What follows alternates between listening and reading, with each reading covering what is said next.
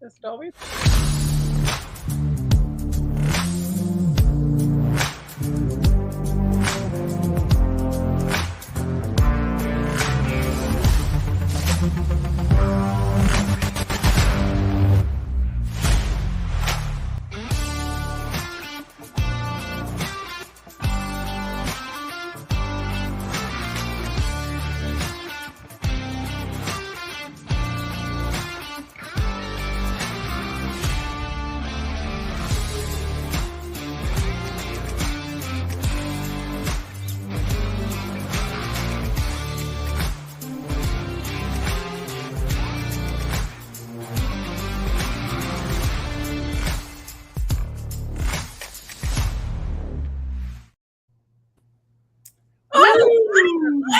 New intro. That was a hot intro. Who are all those sexy people? Wow. That's welcome to the Uncensored Entrepreneurs. We are Tina, Robert, Star, and Christina. I got them all right. Oh my gosh. So we just got this new intro. I absolutely love it. What do you guys think? Ooh, hot off the press. Yes. Woo! So today, I just seen that it's July 20th, and I looked up and I was like, holy crap, it's July 20th.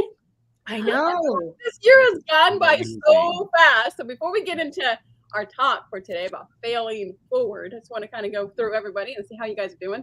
Robert, how you doing this week? I'm doing fantastic, and I know you're gonna be after you went MIA last week, and I'm done. I'm done with all these vacations. I'm done with them. I'm here to support and make things happen. Very excited, and I look forward to today's topic because we'll talk a little bit more about it. But I just wanted to say, if you felt like the first 6 months of this year, the first half of this year, that you just aren't accomplishing those goals, and maybe you've failed at some of those, those certain milestones, well, then we've got 6 more months to make this happen. So we're excited. Cool. You know what? Let me just tell you, we can't do it without you. So you're not allowed to leave anymore because every time you're away, this whole tech stuff, we're like, it's all good. It's all good. How are you doing? How's your back? It's a little better. I'm going to the doctor tomorrow. I'm waiting for a referral for physical therapy. So I'm working through it, but I'm a lot better than I have been. So I'm just ready to be normal. Normal? What is normal? No, just kidding. What is normal? Because at my age, I'm like having aches and pains that I've never had before. And I'm going, oh, that must be old age. Yeah. That's for a whole nother topic, Tina. Old age as an entrepreneur. Yes, exactly. Oh, Christina, I mean, I don't know what you've been doing, but you look like you just came off the runway today. So what are you doing in Cabo? Oh, well, I will tell you, I dropped my family off at the airport yesterday. So I actually had a little time this morning. So I did my hair. And today, July 20th, is actually a really special day for me. It was my Noni's birthday, and she was like the matriarch of our family. She passed away when she was 104. So I always think about her. Oh, wait, pause. She passed away when, how old she was? 104. 104. And my grandma on the other side was 102. Did she just turn 103 when she, like, we've got long lineage in our family. That's why it's hard. It's a nice little life insurance policy on live till like she's 110. Christina, I would put that out. I would market that, right? Like if you come on and I take you on as a client, I will be coaching you for the next 70 years, right? So, I mean, they're getting a lot of value there based on that genetic. I will not leave anybody behind. She's gonna outlive every one of us. Oh gosh. So today we're gonna be talking about failing forward, and like Robert said, for the first 6 months, I don't know about you, and we're all real raw and unplugged here. So as a coach, my business is like gone downhill. And even though, you learned how to pivot, and even though you have accountability, even though you do all your things, it's still hard. So what do you do when things that you are normally doing aren't working? Mm-hmm. Mm-hmm. Yeah. Well, you have, I mean, we're going to talk a lot about this, but you have 2 choices ultimately, right? You can quit like the majority. I know the Q word should never even, right. But as an example, like you could quit like we see time and time again. Most people that start a business or start a project or a career or whatever it is that's filled with fear and all kinds of obstacles, We already know, right? 93% fail, 7% prevail. Yeah. And it's not that there's anything different between any of us, right? As far as just, I mean, we have functionally the same abilities. However, it's mindset. It's being able to take that failure and keep pushing forward, pivoting, adjusting. And right, Tina, how many years have you been adjusting and pivoting? I mean, we do it constantly. Since day one, because when I first started my business, I was married, and so then I was not married, and then I went into the corporate world, so I had to adjust there, and then I moved and lost my job and did all that stuff, so I had to adjust there, and then COVID hit, so I had to adjust there. So it's almost like every time something big in your life changes, you become an empty nester, you don't get, like all the things to adjust, you have to pivot yourself. Is that me again? What is that noise? All of a sudden, A spaceship just landed. so if Christina starts to get beamed up, we're gonna keep rolling with this. All right. I just want all of you to know. Pull that life insurance policy back. You might be going up into the alien world. Yeah. That was weird. Earlier, her voice, right before we hit record, her voice had changed and all kinds of things. So, which is probably why she's all dressed up. She wants to look good for the aliens up there. It's making the first impressions are everything, man. Yeah.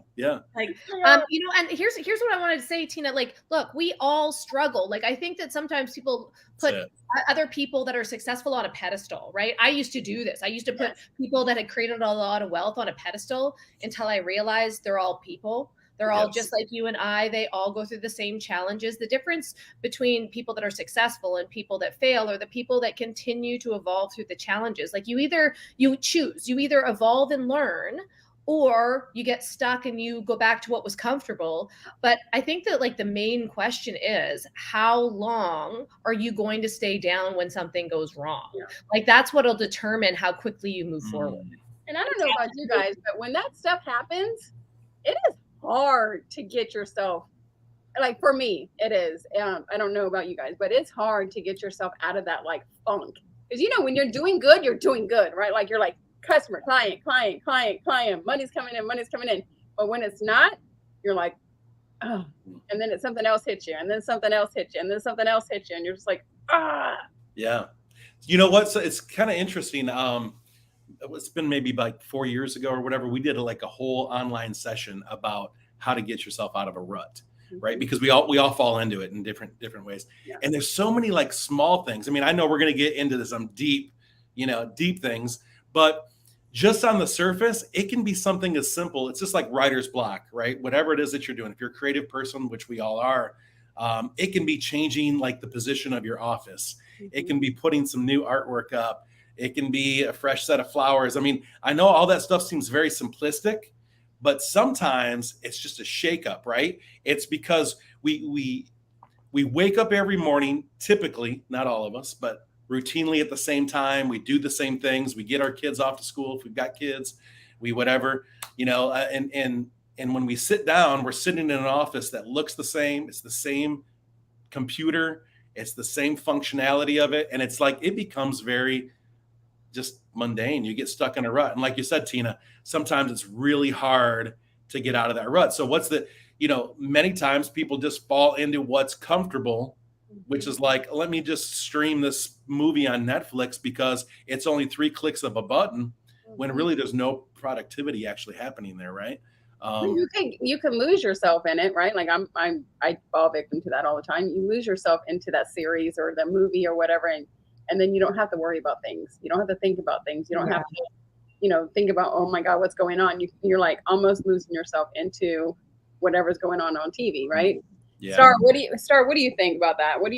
Yeah, I wanted to comment on Robert's statement about, people just quitting and giving up. I was tagged in a group post with a bunch of other people, and I said, oh, I know that girl. And I was like, I haven't seen her in a while. So I clicked on her name, and I was like, yeah, she's not active. She's not posting. And so many people are giving up right now because are not what they were possibly a year ago.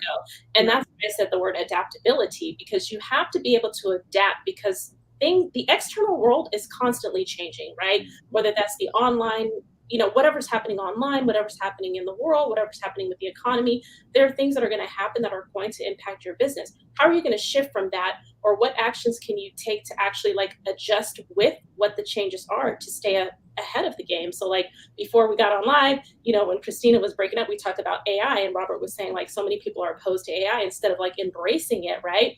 So Right. similarly, if the Facebook algorithm is not what you want it to be, what else can you be doing for your business besides just shutting the doors? Yeah. Right. Because go ahead, Christina. Yeah. Well, and I know this is a big discussion because I find that how we were raised is like you just work hard and you get a result. So a lot of people will dig in and work hard, and then burn out and then quit because they're like, this isn't working, right?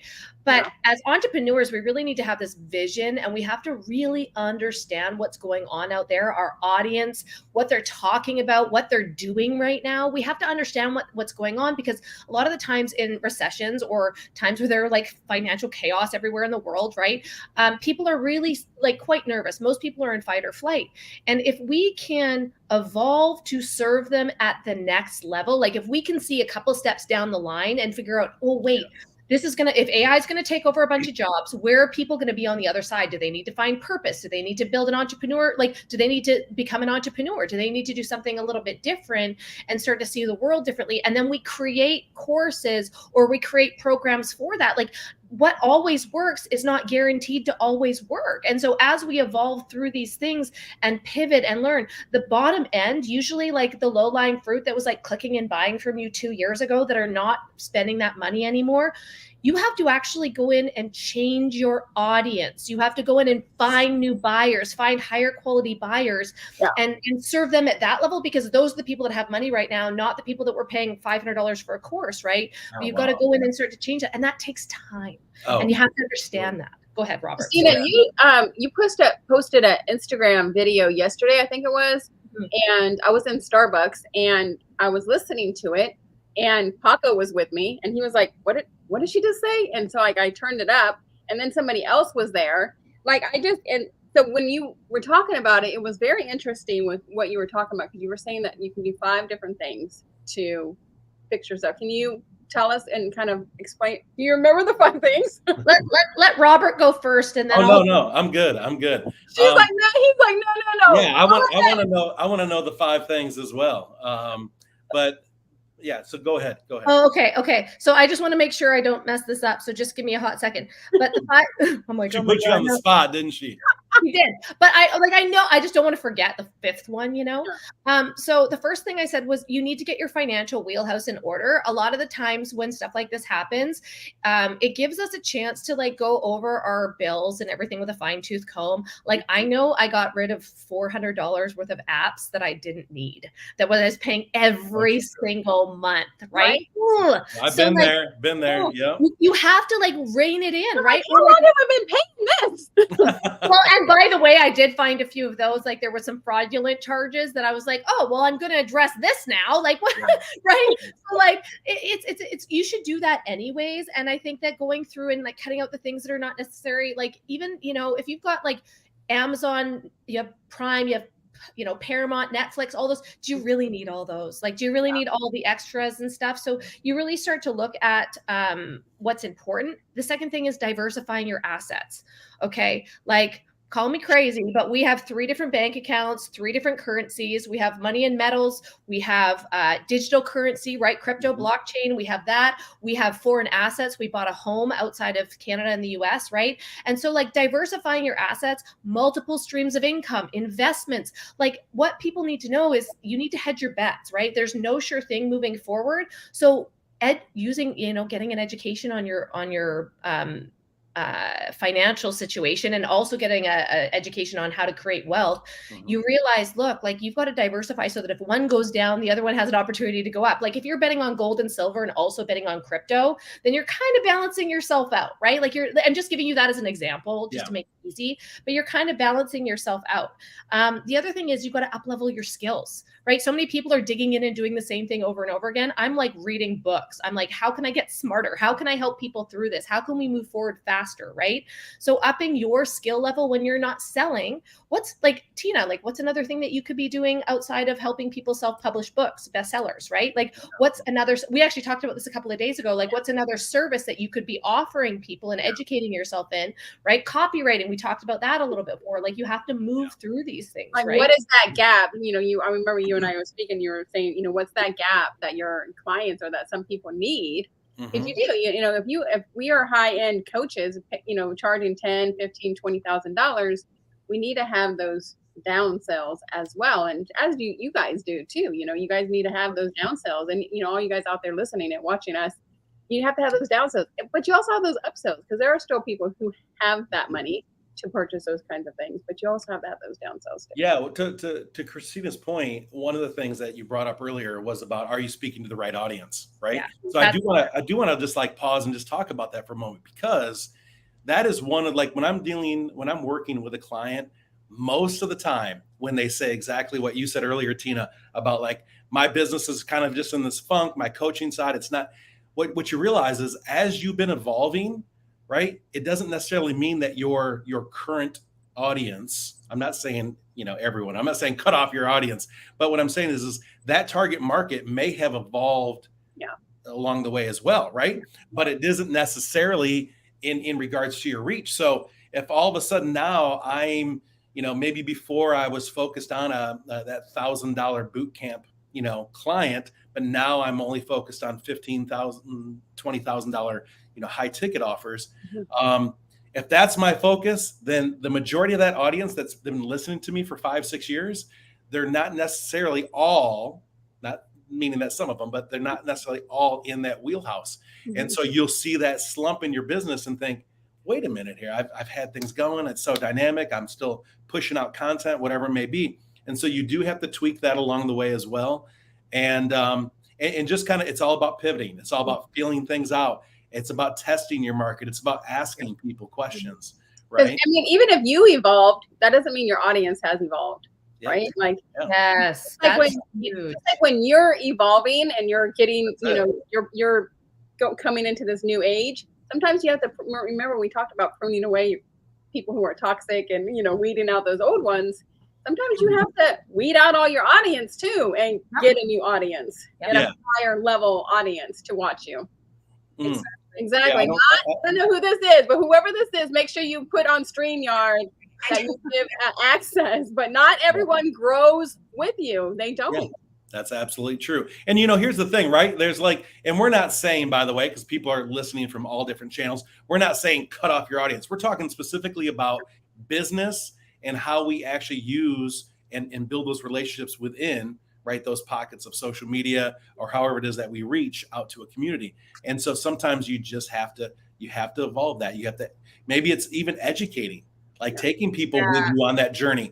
AI is one of the biggest things right now that is either going, your mindset is either going to say, this is a horrible thing. It's replacing people's jobs. I'm losing my job. Like we talked about earlier with copyright, whatever it may be. Or you could say, you know what? This really has sucked. It definitely has made me lose business.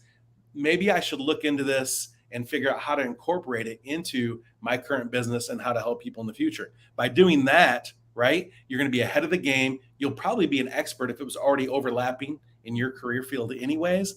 And then you can actually push people to that next level. I don't know about you guys, but copyright was not in my wheelhouse. So having AI and Chat GPT in there, I'm like, you're like, love it. Yeah. Did you name a good selling, engaging email that says this? And it says, I'm like, oh, that sounds amazing. Client and then you just tweak it, whatever. But like your content is your calling, okay? And so like when you put your content out there, you are speaking to the people that you could help at the highest level. And sometimes as you're shifting, as you're becoming a new person, as you're getting more involved in the higher level thinking and bringing in higher level clients, right?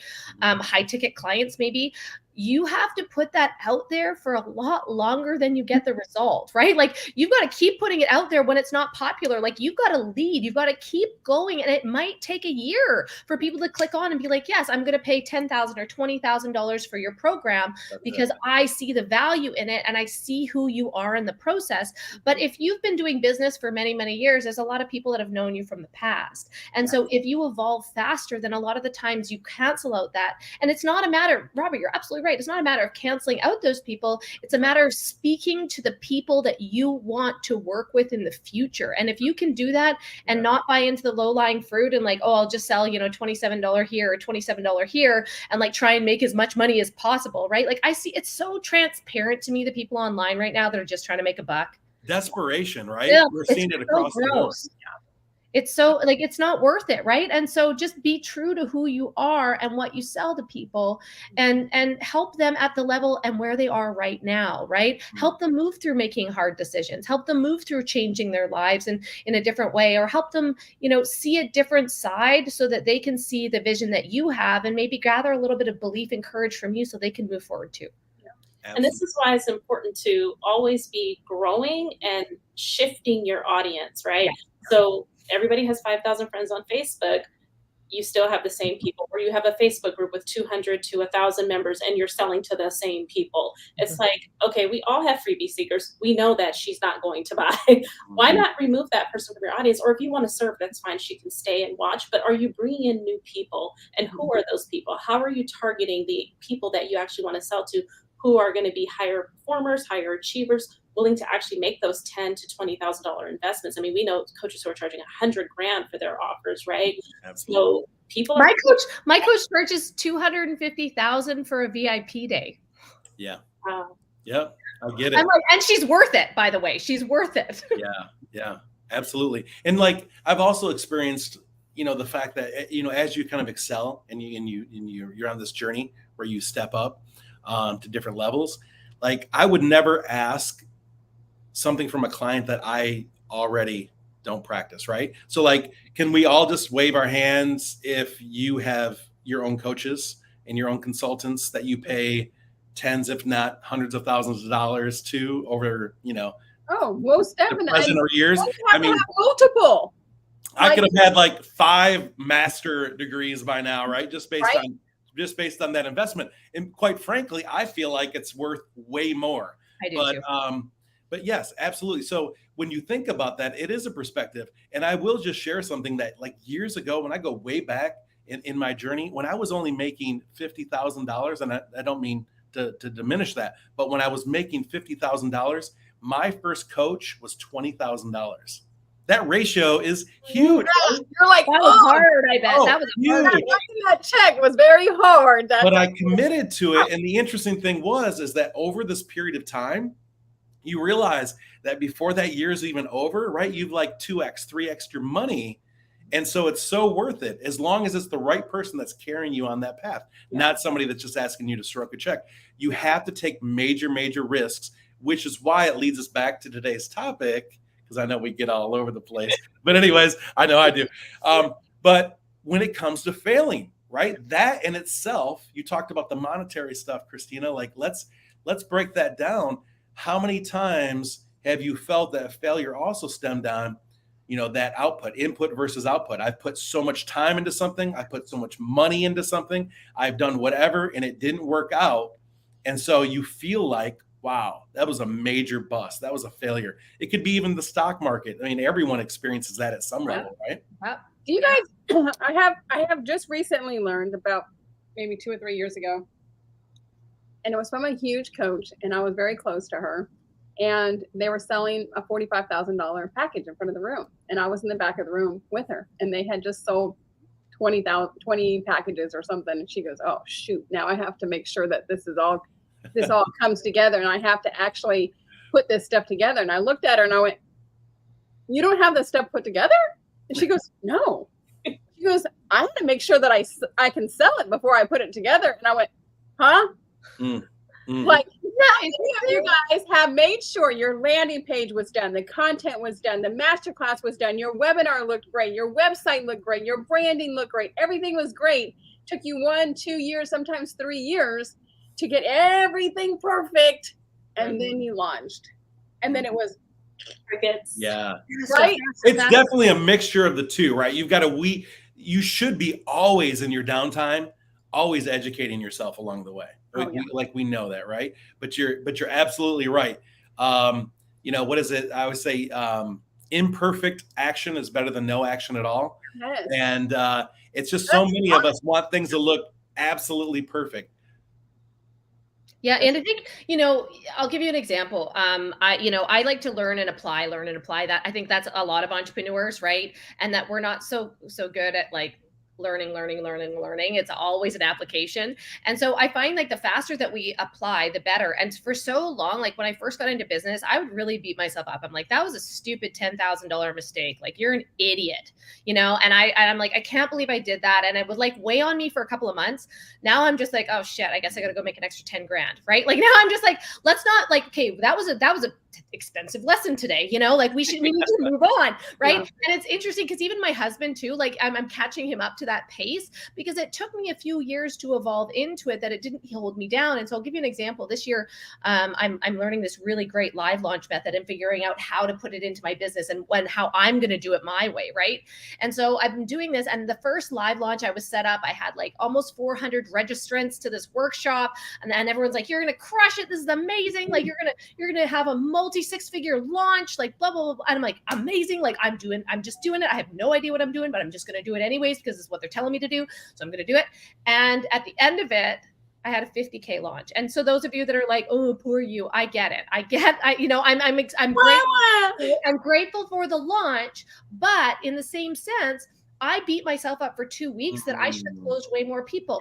And instead of sitting in it and saying, I don't want to live launch, I don't want to do this again, I'm like, how could I have made that better? So I said, okay, I went back to my coach. I'm like, okay, I've licked my wounds now. So this is what I learned. I need an appointment setter. I need somebody to curate leads for me. I need to step up with my VA and maybe increase his, how many hours he's doing for me. But I learned that all in that 5-day stint. We adjusted course. Within 6 weeks, I'd hired somebody else and we'd expanded. And this is what we're going to do for the next launch. Right. And so if you can take those failures out of being personal, because they're not, it's life literally bumping you in a different direction. It's like saying, nope, not here, just a little bit this way. Right. If you can see those failures that way and not beat yourself up over it, that is what will allow you to fail faster, have more creative ideas, put more stuff out there, see what hits and what doesn't. I did this with TikTok. That's how I went viral with TikTok, right? 3 videos a day, 2 videos a day for 30 days. What hits, what doesn't? What's my competition? What are they doing that's hitting? I'll make content like that. Maybe I'll try content like this. Okay, this is the piece that's always hitting. Make more videos like this, right? But there was also ones that bombed. And that's okay too, because you're like, hey, don't do that again. Do not dance on TikTok, Christina. Nobody wants to see that, right? Like, and I learned that I need to do about 2 to 2.5 minute videos, and people will actually watch to the end. And that's my gift, to hold people's attention that long there. But that's not for everybody. And I wouldn't have found that out had I not actually taken the time to do all the videos. Right. That's, again, understanding your audience, right? It starts in stages. I mean, and again, I don't want to belittle anyone that's actually in this field of marketing, because I deal with them on a daily basis. I collaborate with them. But, those days of like finding an ad on your phone that you have to scroll through like 50 pages before you can either make a decision to buy or not, to take action. Like, those days are, in some ways, unless you have the right audience that's already kind of catered to that, they're behind you, right? Yeah. And so you have to like think about that. Are these brand new people that are just trying to figure things out? Are they somebody that actually is already groomed for a mastermind, which means that they're willing to sit there? I mean, someone like me, I will sit there if the content is good, and I'll sit there for 10, 15, 20, 30 minutes and actually, absorb it. But that's completely different from, or like this show, right? 1 hour. We got people jumping in and out, and I understand with work and other things, and other people come in later on a replay, but it's all about the audience itself. Mm-hmm. If I could, just real quick, I want to mention something, and Star, I'd like to hear your input on this one first. So here's something interesting. What about taking action, the energy that comes from actually just taking action? And here, let me kind of lay out the premise. This has happened to ourselves, both Kelly and I.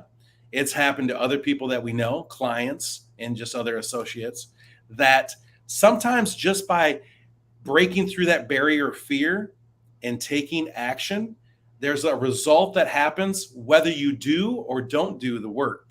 And so imagine this. Imagine spending $1, $2, $3, $4, $5,000, whatever it may be, for a coaching session, for a course, and you don't even open the course. We see this all the time, unfortunately, right? Like the majority, about 35 to 40% of people don't even take action on the thing that they invest in. But how many times just by doing that, it actually changes the mindset where you've broken through that barrier of fear? Instead of just giving up, you're like, oh my gosh, I don't have enough money, I should quit. And instead you spend more money, right? You make that conscious decision to kind of push forward. And by taking action, it in itself can bring amazing things. So I know people that have never even opened the course. They were looking for a result. They spent the money and the result happened very quick. 48 hours later, whatever it may be, they experienced breakthrough, and it was purely because they took action.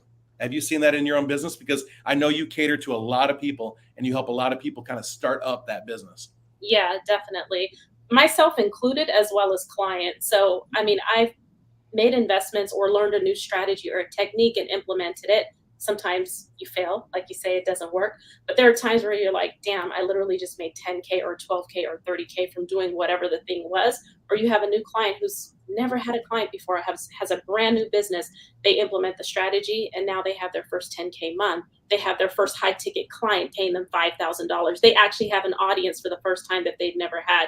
So I get excited about that. Yeah, me too. Me too. Yeah, taking action is like so crucial. But the other thing I wanted to tap into is metrics, right? Yes. Tracking everything that's happening in your business. So I'm like a huge advocate for tracking metrics, and a lot of people don't. I give my clients resources. Do they use them? But if you track your metrics, instead of saying, okay, I failed, I don't want to do this anymore, you're able to, like Christina did, right? She was looking at her audience and what was happening and what was working and what wasn't. For me, it's like literally how many DMs were sent out? How many people did we follow up with? How many replay links were sent out? Like literally every single thing that's happening. And for me, I've seen this where I've had like a very successful launch and I've had a launch that was not successful. And I literally look at the data and I'm like, well, damn, we actually did all of these steps and times whatever number of people versus this. And this is why I tell people, like, when you're live launching and you have 30 registrants, that you didn't do anything. Like, I want to see hundreds of 500 people opted into your event, and then we can look at the data. Yeah. So yeah, you have to put in the work too, right? Yeah. And, I truly believe that action crushes doubt, right? Like if you're not sure, then go do it anyways. I mean, that could be my red personality type and not overthinking. Like I'm just going to do, and then I'll cover up the mistakes later or fix them later, And so that's part of it. But, have you ever, here's the thing, especially if you're a coach or somebody that helps people, has a team, maybe you work with a team. Have you ever had somebody that you've helped like to the nth degree, and they come back and it bites you in the ass? Like they've said shit behind your back, or, they drop out of your program and say that it's stupid and it they didn't make no money. Yeah. Right. And so, or like the team dynamic, like a lot of people in network marketing, they have this team dynamic and there are people that come into their team. It's a volunteer army and they don't get a choice on who they get to work with. And so there's conflict. Right. And I remember going to a mentor and saying like, I am so mad right now at this situation and there's nothing I can do about it. I'm so frustrated. And she's like, go for a hike, get your blood pumping, and then go help somebody. Like go actually do what you're meant to do instead of wasting all this energy on dumb people and small problems. Those problems are too small for you. And she said, Christina, you will never sit at the table up here if you continue to deal with these low-level problems and put energy into these low-level problems. And there's a moment that she's like, this is your TSN turning point. Like this is your deciding factor. If you continue to spend energy here, you will never sit up here with the champions. And I was like, ooh, well, I want to sit with the champions, so we're not doing that anymore. My drop, right? You're like, yeah, that's so true. Star, when you talked about metrics too, that helps you build confidence by being able to like physically see and celebrate the small wins along the way too, right? So not just weed out the things that didn't work, but to be able to actually build that confidence again and say, you know what? I actually did this, or I realized that this area I was able to excel in, or, whatever it may be. And so, yeah, I think those things are important. And one session I just had with my own coach a couple days ago was we talked a lot about like every morning, instead of it always being, we always talk about journaling, right? Tina, you talk about journaling a lot. So instead of always just talking about all the good, inspirational, things, that's important, right? Gratitude we know is important. But every morning he said, why don't we reprogram ourselves? Because we actually, when we fall into a rut, we actually start to develop these mechanisms that allow us to steer around our problem so it never gets fixed, right? It's just a natural reaction. It's our human nature. So why not start writing down all the things and all the ways that you need to improve? Well, no, what we don't want to become. So let's switch what I'm saying is this is who I do not want to become. And so by doing that, it changes that mechanism. It's the same thing, like you're saying, Tina, but it allows us, it tricks kind of our mindset to say, I do not want to be whatever, right? Yeah. 200 and whatever pounds. I do not want to You see the pain. my business. I do not want to not see, have a paycheck this week. And by doing that, it allows you every day to start looking at that, and you start now you're avoiding that pain rather than avoiding the pain of success. Yeah. Okay, so I want to ask you guys a question. So if you guys are in that failing forward method, what are some things that are helping you get out of that rut? What is one thing that you do, Star? Diversification for me. I'm building a completely different audience for a different coaching niche. Yes. So during that process, what I'm doing is I'm growing an email list, right? So that I have a new audience that I may potentially be serving. And again, I know that everything I try is not going to work, not every single thing. So I'm like, of course, I'm going to put everything I have into what's working, but how can I also be building something else up? So for example, many of you guys know that I sell a software, for example. I spent time working on that, developing that last year. And so that's nice. I'm able to sell that and kind of have passive income coming in. That's something that I chose to spend time developing and building out. But now I have recurring income coming in pretty much almost every single day from that specific product. So really think about, like Christina recommended to Tina, about what are some other resources or services that you can offer your existing audience that is in collaboration with what you currently do. And then for me, I'm also building a different audience, but it's still in relation to success that I've had in my other business. So true. I like that. Christina, what about you? What do you do? I usually go to my mentor and just be I just go to the beach and put my bikini on and then, look fabulous. And then I come back out and I'm like, okay, I'm ready to rock and roll. Well, sometimes I do need that time, quiet time. That's so rare in this house, by the way, right? So sometimes I do need that quiet time to step away and be like, what is the solution? Sometimes it takes me a day. Sometimes it takes me a week, right? But I'm going to recommend another book. So one of the books that I always go back to is The Obstacle is the Way, right? The obstacle is the way forward, right? Yes. And so when I read that book and I go back into that book, I'm like, oh yeah, I'm just reminded. Okay, so what is the way through this? I ask myself that question all the time. What is the way through? What's the fastest way through? What's going to make me the most money on the way through? And how can I help the most people on the way through? Mm-hmm. Yep, absolutely. It's kind of like we're all familiar with the book, Getting to Yes, but have you ever read the book Getting to Know? And I love that. I love both concepts, quite frankly, but that's what it is. It's that mindset shift of the obstacle. Actually, I'm going to go out there and I'm looking for 20 no's today because I know that there's going to be 1 or 2 yeses that follow that. If I take no action at all, then my metrics are all off. Yeah.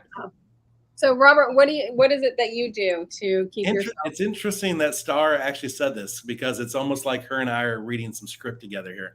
I'll say that that's actually what I started to do. I realized that as I was kind of evolving over the years, especially coming out of COVID, right? Everything changed. I mean, I'm not speaking on live stages as much anymore, paid speaking events. Those days are kind of gone. I won't say entirely, but I had to pivot. And so then I realized that I fell into this niche and my audience was built around this niche. And the books that they've read by me are all geared towards this niche. However, there is this pocket within that are like just waiting. They're just like waiting for the next level. Like, why have you not taken me to this next level while the others are still trying to figure things out? And so I started to create a new group specific, and I'm not even looking for massive numbers, right?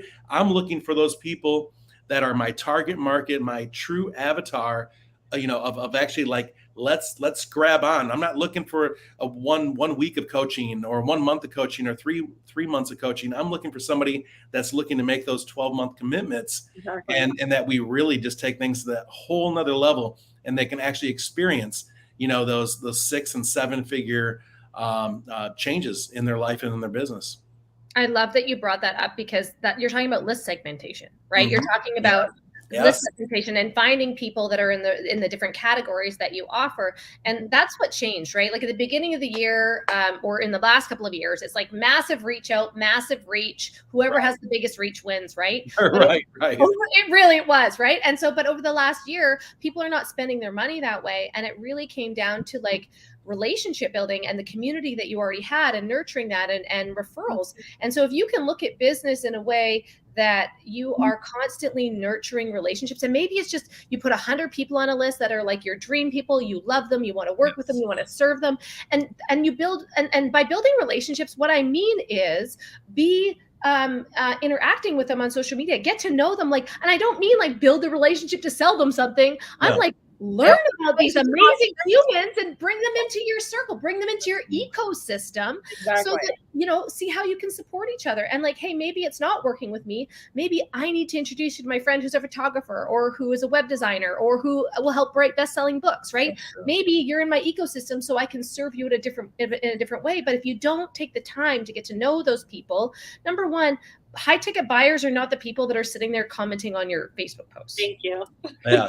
Right? 100%. That is fact. That is fact. Yes. And it's usually somebody who is giving you a referral. And I don't know about you guys, but I get my best clients from my referral sources, from people who, and some people who don't even buy from me myself, who are just my referral people. Hey, Tina, I got another person who wants to write a book. Hey, Tina, I got another person who wants to write a book. And I'm like, do you want to write a book? No, not right now. And they're just sending me people, but they're like my best clients. So what do you do for them that are sending you those referrals? Well, what I do is I send them a gift card, or I send them a little box of goodies from my company, or, I send them a, thank you card, because you have to keep those relationships nurtured. You have to say thank you to those people who are sending you those referrals, because they're going to keep on sending them. And referrals are free. Yeah. Referrals are free. All you got to do is nurture that relationship with one another. So true. And affiliates too, right? So you talk about referrals. With affiliates, you can pay out commission, and people are more excited to talk about you, especially if they like the offer that you have or the product that you're selling. So I've been enjoying some affiliate commission. Well, not affiliate commissions. I do get affiliate commissions, but I've been enjoying other people promoting my products as well, and being able to gladly send that payment over to them by PayPal. It's good that you talked about that, Star, because that's what I did earlier this year. Is I created an affiliate commission program for my self-publishing company, because so many people were sending them to me. And one of my marketing guys was like, how much do you put out, for Facebook ads and this and this and that? How much would you pay? And, my program is $10,000. So I pay at $1,000 commission. And he's like, that sounds about right, because that's what you would be paying for somebody. You're doing Facebook ads and doing all this work rather than just saying, hey, Christina, somebody who needs to write a book. Yeah, I do. Here you go. Here's $1,000. And all you did was, you're the one who built that relationship with this client. You're working with them, or maybe not, but you're like, you know what? I know that you want to write a book. Here's Tina's information. And what am I going to do? I'm going to be like, oh my God, Christina, thank you so much. Here's $1,000 commission. But then if anybody needs what you offer, I'm going to be sending them to you as well. Mm-hmm. I see someone posted there, I believe they meant like to nurture. Do you think you have to be live or just interactive? I think it's just a combination of both, right? Just being present. By the way, taking action and just being present in anything you do already puts you in that like top 10% of people that are actually, achieving something. Most just don't do those things in itself. So just be present, put it out there. And oh gosh, I lost my point. I know. It'll come back. Go grab it. But you know what? One thing is, I hate when people say, I don't waste my time on social media. Oh yeah. Yep. And I'm like, how are you going to get clients? Are you networking? No. I'm like, well, how are you going to get clients? They're not going to just pop up to you and not know who you are. So, if so some people are like, oh, social media is the devil or whatever. But if you use it correctly, this is how I make all my money, is on social media, because I nurture relationships. I go in there and comment on other people's stuff. I share people's stuff. Yeah. I like people's stuff. I tell people how, great they are, and nurture them and nurture them and nurture them and nurture them and nurture them as much as I can. But then you put them into a group, you put them into a program, you get them into a masterclass, whatever. Okay, Christina, there's a face. What's the face? Tell me the face. I'm just like, they say social media is the devil. I'm like, this is gonna hurt somebody. But like, social media is a reflection of who you are, right? You have a choice. If you want to, interesting. Right? Like when I go on social media, I'm inspired every day. I'm like, I only have people that I like. Christina, you're not out there looking for another man and trying to get somebody's husband. It's like 20 years ago, someone saying that TV was the devil, but all they watched was Jerry Springer, right? Yeah, I mean, exactly. It's exactly. Oh my God, I remember Jerry Springer. Like, I hate social media. Well, then use it in a way that's positive. Just like when you're in business, right? And you're around people that are complaining, oh, the recession's so bad, or I'm not so. Guys, we are all in the same boat, okay? But do you hear us complaining? No, we're out here doing a live show for you, saying fail forward, like let's move, let's evolve, let's create new products, let's help people that maybe you haven't previously helped before. Let's get creative and problem solve and be solution oriented moving forward. Like, it is how you perceive life. We all have this filter that we see it through.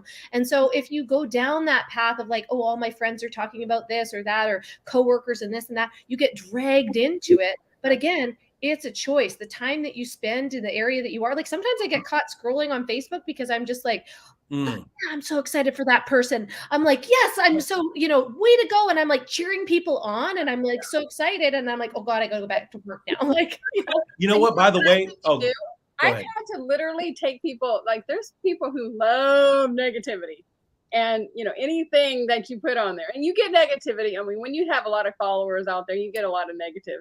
And I just had a bunch of negativity stuff going on in my TikTok, like commenting about bad things, so I'm like going through there, delete, block, delete, block, delete. Like, I don't want you on my stuff, then get away. It'll go away though. Like, it does, I got attacked on TikTok too. I think that TikTok is savage, by the way. It is and it's also a bunch of bots. Like, you got to understand that at least 30% of that is bots coming at you. And so when I have moments like that, I pivot to where it makes me feel good, right? I almost thought about giving up TikTok, and I was like, but I got 100,000 followers there. I don't want to give up TikTok, right? But what I can tell you is that this week you might be the target.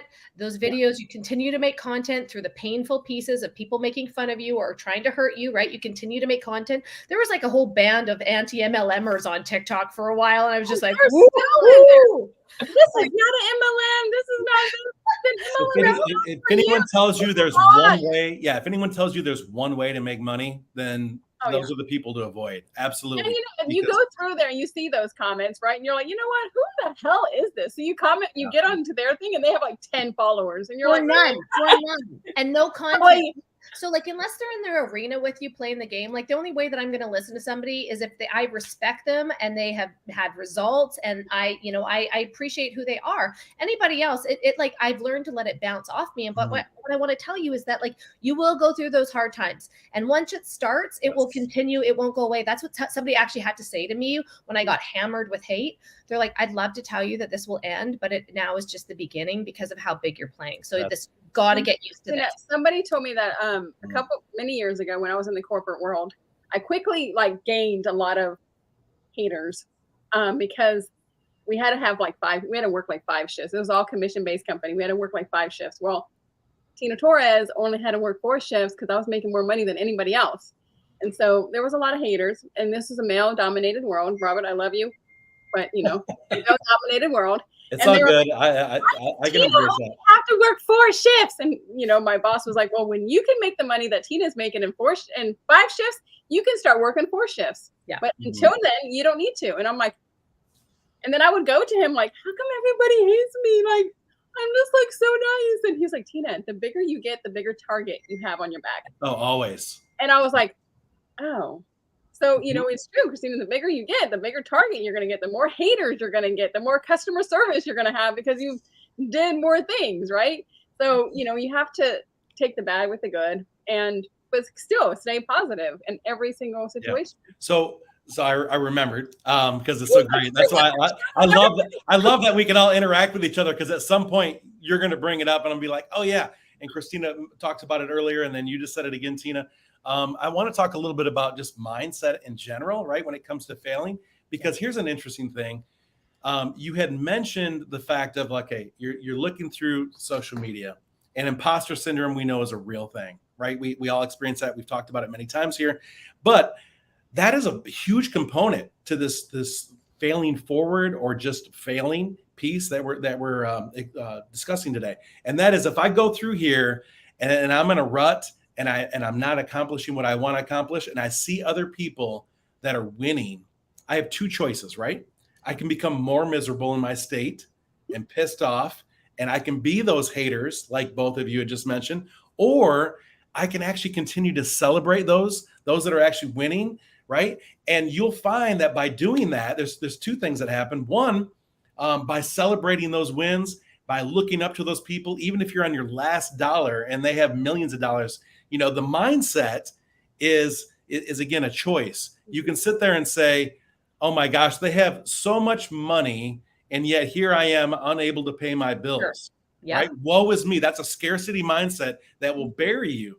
Or you can celebrate those wins. And by just doing that, you can collaborate, build those connections, reach out to those people and say, you know what? Fantastic. That is so awesome. I'm sucking right now at my business, and I'm loving each and every piece of your content and the wins that you're showing. Can you share a little bit with me? When you stroke somebody's ego that way, when they're winning, they're willing to sometimes, not always, but they're willing the majority of the time to step out of this $20,000 consultation and say, you know what, let me give you a couple pointers. And those pointers will take you to a whole nother level. And, if you actually research and you look, say you see Christina Whiteley on there and she's doing phenomenal. She just said she had a $50,000 launch and yada, yada. Instead of saying, oh my gosh, I can't pay my bills and stuff like that, go and see what kind of content she's putting out there. Go and watch her free masterclass. Go and watch all her YouTube videos out there, because she's going to put out content for you. It's not going to be personalized like a coach would, but there will be content that will help you. And if you implement them and take action, like she says, take action upon that, you're going to change everything around with you. And you're going to do what she's doing, because she's teaching you what she's doing. Get inspired and take action. And I wanted to talk about the interactive piece, because someone talked about going live, which we all do. Conversations is so important. Yes. I actually wrote that down. Yeah, exactly. You are going live in the same house. Yeah, we are. Star. You're that script instead. You're interacting with the comments in live time, and you have those people who catch the replay too.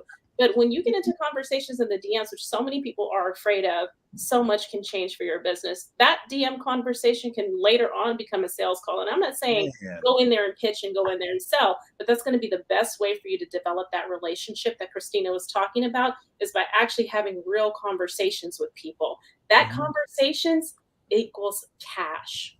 I think we need to change that, right? Like most people are on social media and they're like, I've got to reach out to people. I've got to sell. And it's like, it doesn't matter how many people you know. It's how you make people feel. If they feel like you're trying to sell to them instead of trying to serve them. And like a lot of people have to learn that, right? Like I was raised in a place where like rich people stepped on rich people, or rich people stepped on the poor to become rich, right? So we think, okay, this is really bad, or like, I don't want to do that to people.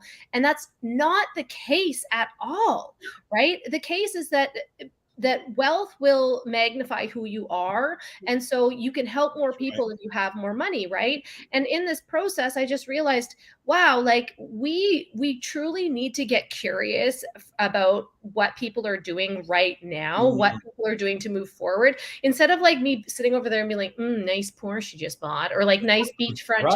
I want to like instead of doing that, because I mean, we've all been victim of that. Like, let's just be real for just a hot second. We've seen somebody buy a house or buy a lakefront place or they buy a brand new car. Christina, I still envy you when you're talking about, I just had a $55,000 launch. I'm like, yes. Shit. Yeah. We'll but it talk. won't We'll serve talk. you, right? That mindset will not serve you. A scarcity Exactly. mindset. But you know, if you push yourself back in the day, there were some people who helped you along the way. There was that one coach that you reached out to that you never could have afford.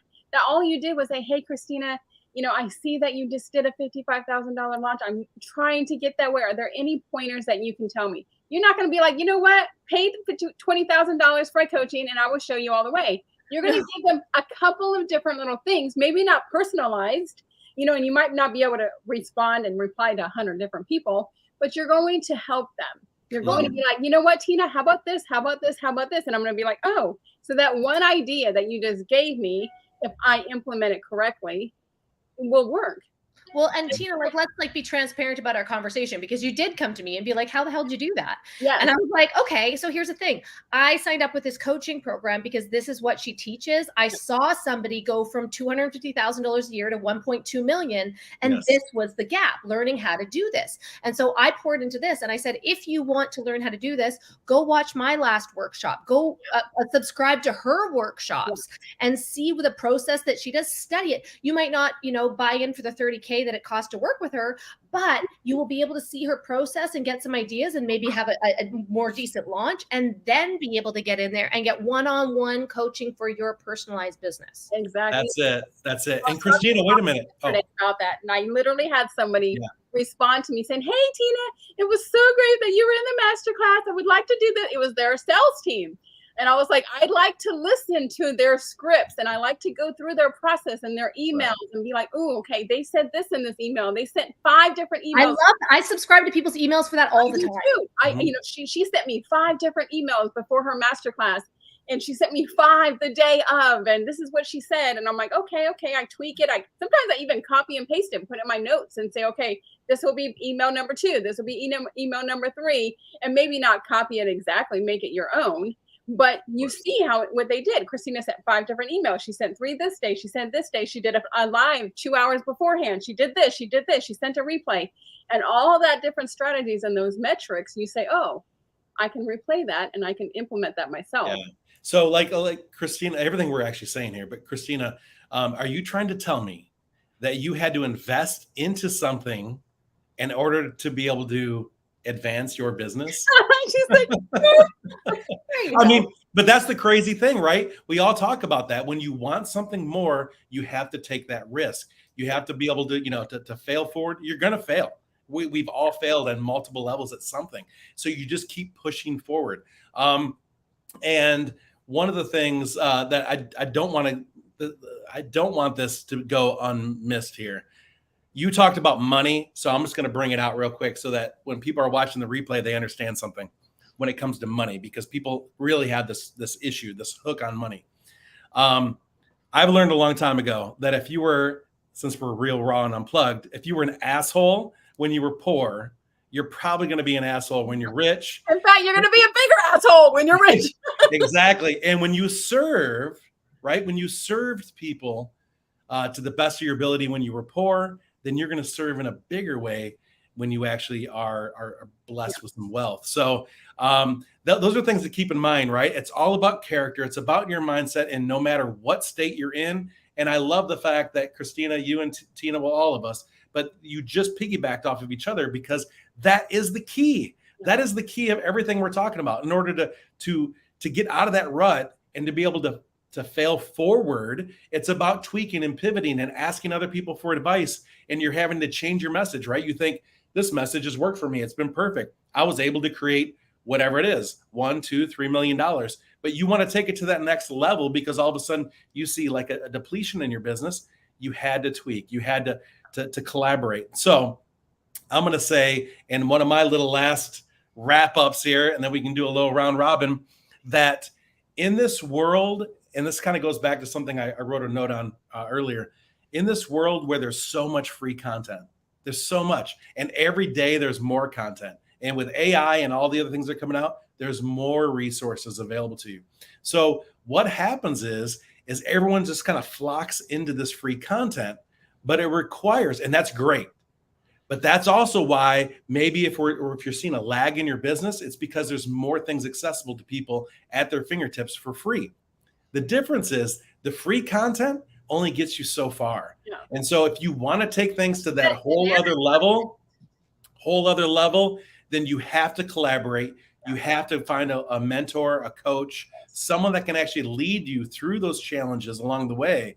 And to me, that's the absolute biggest way to be able to fail forward. Because if you're on an island by yourself and you're just sitting there in that negative space, unfortunately, I mean, this is kind of a hard pill to swallow.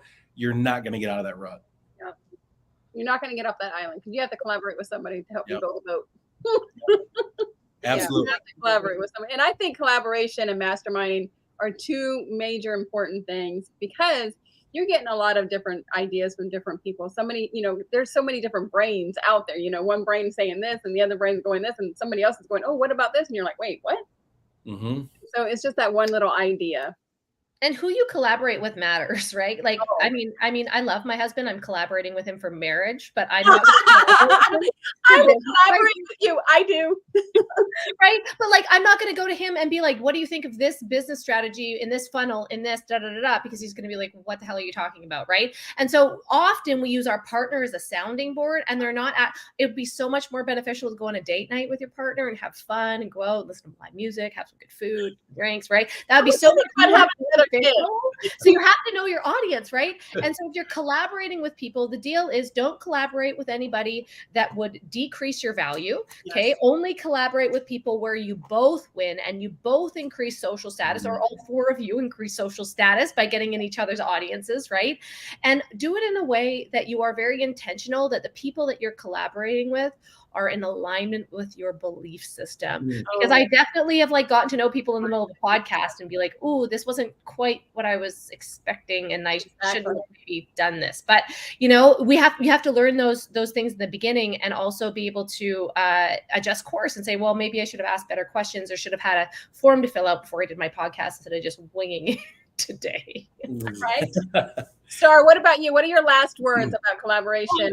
Such a good conversation. I was relating to everything, Christina, because I told my husband something last night and he was so not excited. And I was so like, I just want you to just scream, right?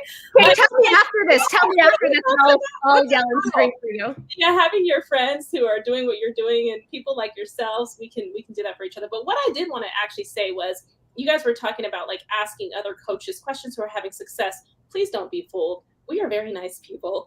Yes. There are a lot of coaches who are really successful. You cannot get in their DMs and ask them questions. That is so true. That is so true. So you move on, right? You keep searching. You keep looking. Yes. Yeah, you can watch the YouTube videos. You can indulge in books and learn and do what you can and figure out a way that you can actually invest in someone who can actually help you. Yeah. Yes. So true. Well, our hour is up. We always go over because we have such a great time here talking with you guys. But we are live every Thursday at 1 p.m. Eastern. And we have a YouTube channel, so make sure you go ahead and go over there, hop on and subscribe. Make sure you follow all of us, Instagram, Facebook, TikTok. You can go follow all of us. You can find all of us on all of those channels. So make sure you go in there and check it out. Sounds great. So one last little thing I'm just going to throw out there, and we'll talk more about it in next week's. We're working together right now to build this mastermind. So for those that actually liked some of the things they heard, we're really going to be putting together some structured content, and the Uncensored Entrepreneurs are going to bring you something very big. So we do appreciate it, and talk to you soon. Bye, guys. Bye.